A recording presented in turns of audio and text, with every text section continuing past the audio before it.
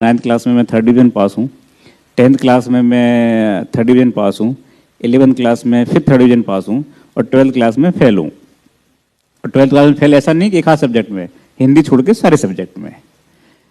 और 12th के बाद गांव में जब लगा कि बर्बाद होने वाले हैं, कुछ होने वाले नहीं है, तो उसके बाद मैं गांव छोड़ करके ग्वालियर आ गया। ग्वालियर एक जगह हमारे यहाँ एक ज़िला है और वहाँ से फिर मैंने पढ़ाई की। उसके बाद मैंने यूनिवर्सिटी टॉप किया। उसके बाद मैंने 3 बार नेट परीक्षा निकाली, जेआरएफ निकाला और उसके बाद यूपीएससी में मेरी इंडिया में 121 रैंक थी। जानिए 12th फेल होने से लेकर आईपीएस बनने तक की संघर्ष भरी कहानी। कौन है आईपीएस मनोज शर्मा, जिनके किरदार ने इस फिल्म को बना दिया सुपरहिट। नमस्कार, आप देख रहे हैं हिंदी न्यूज मध्य प्रदेश छत्तीसगढ़। मैं आपके साथ प्राप्ति।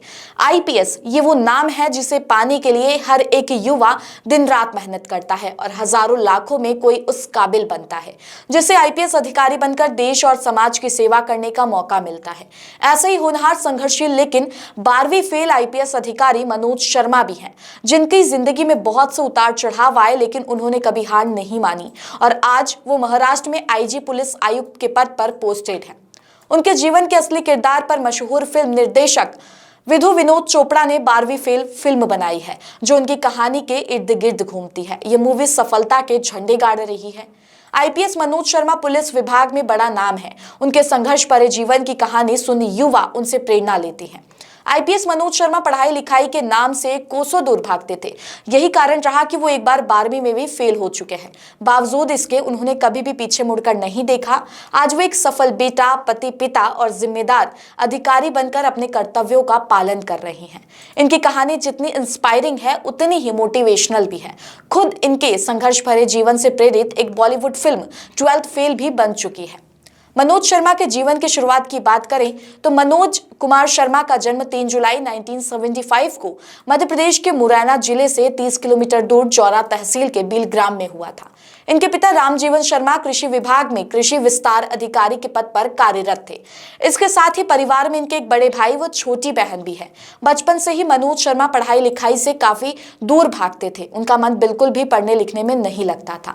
वो अपना सारा समय खेलकूद में ही व्यतीत करते थे, जिसके चलते कई बार उन्हें अपने पिताजी से डांट भी सुननी पड़ती थी। बावजूद इसके वो अपनी मां के बहुत लाडले थे। पिताजी की डांट फटकार के बीच मनोज कुमार शर्मा ने 8वीं तक की पढ़ाई अपने पिता के साथ रहते हुए रायपुर, गरियाबंद और फरसाबाद में पूरी की। यही कारण रहा कि वो बचपन से ही अन्य छात्रों की अपेक्षा औसत ही रहे।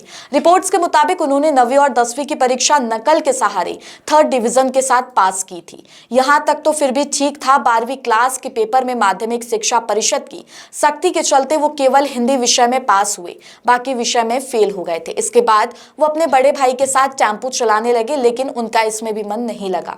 उन्होंने एक बार फिर से आगे पढ़ाई को कंटिन्यू करने की सोची, लेकिन इस बार की उनकी ये सोच उन्हें बहुत आगे तक ले गई।